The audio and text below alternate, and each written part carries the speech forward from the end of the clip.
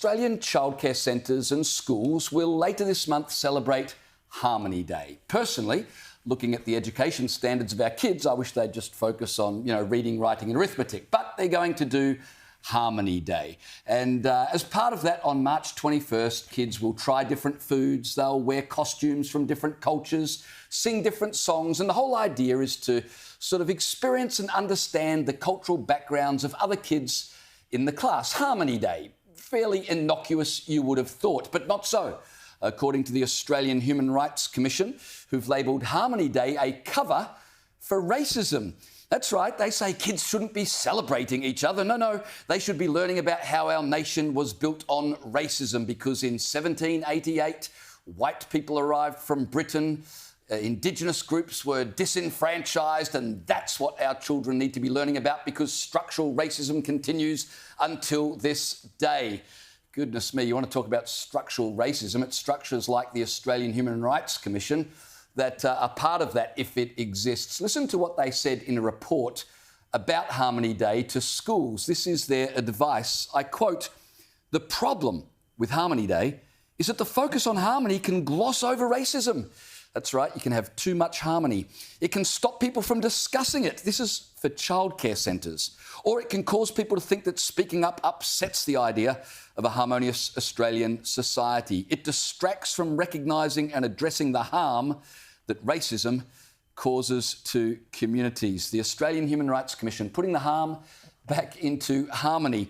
Harmony is a distraction, they claim. A distraction from what? From what they would love to be doing, which is training our children in the fine arts of grievance and guilt. That's right, all the coloured kids can feel aggrieved and all the white kids should feel guilty. To that end, the Australian Human Rights Commission wished to rename Harmony Day the International Day for the Elimination of Racial Discrimination and push that through our kindies. Caleb, these guys are nuts. I mean, you can just imagine the kids going, "Oh my God, I can't wait to celebrate the International Day for the Elimination of Racial Discrimination." Say it once and say it twice with me, kids. I mean, seriously. The idea of Harmony Day is that we love our neighbours and we recognise that we all live together in one country and let's all get along because that's a nice way to live. That's not good enough, because the point here, what they've actually let out of the cat, they have let out of the bag, is that none of it is really about harmonising all of us. And I've made this point before when we talk about reconciliation. When it comes to Indigenous people, we're told we must achieve reconciliation, which, if you follow the definition of reconcile, the prefix to reconciliation, it means that we come together and we come to some sort of agreement on what has happened before, and now we move together as one. Well, no, that's not what they want. They don't want us to live in harmony. They don't want us to reconcile.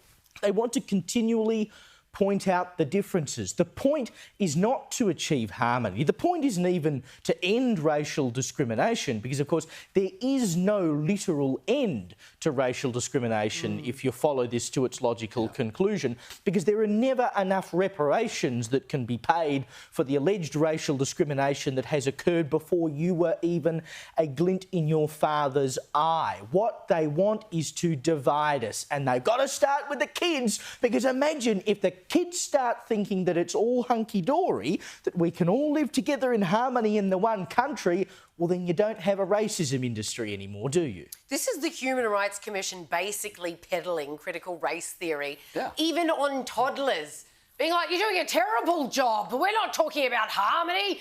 We want to teach them from infancy the politics of grievance, identity politics, how we're all so divided. And like you say, the black kids can then feel aggrieved because they've just learned about the injustices of the past. None of their generation is responsible for, or ours, let us not forget. And then all the white kids can be like, oh, for heaven's sake, I had no idea.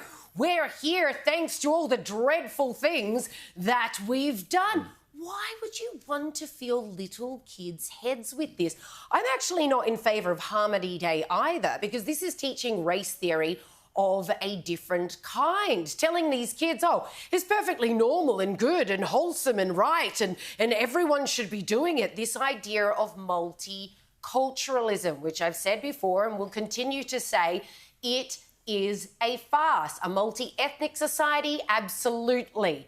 But a society that doesn't work, which we discuss every other night for different reasons on this show and all the others, a society that doesn't have a cohesive culture, a society that doesn't rally around at least one particular religion anymore. No, we want these kids to understand that despite having cultures that clash, religions that are completely at odds with each other, inherently held values hailing from those incredibly different cultures, we're all just a melting pot and we should all get together in harmony. Don't we talk about every single night how this isn't working so well, especially in light of what's playing out currently in the Middle East? It's simply not true. So whether you're teaching kids critical race theory or harmony, it's all about harmony, multiculturalism is amazing, and all cultures are equal. No, they're not. All people are equal, yes,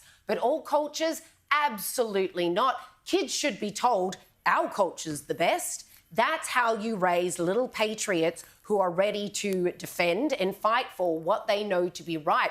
For as long as they have a melting pot, they're like, well, OK, so everyone's right, even though people essentially believe incredibly different things to each other. So, it doesn't work. So I have a suggestion. So the Australian Human Rights Commission want to rename Harmony Day, right? Their suggestion is, what is it, International Day for the Elimination of Racism. I've got another suggestion. We rename Harmony Day Australia Day. Hey! We hold it every day on January 26th. Oh, this is... It could work. It could honestly work. I love it. But here's the serious point. You've got to harmonise around something.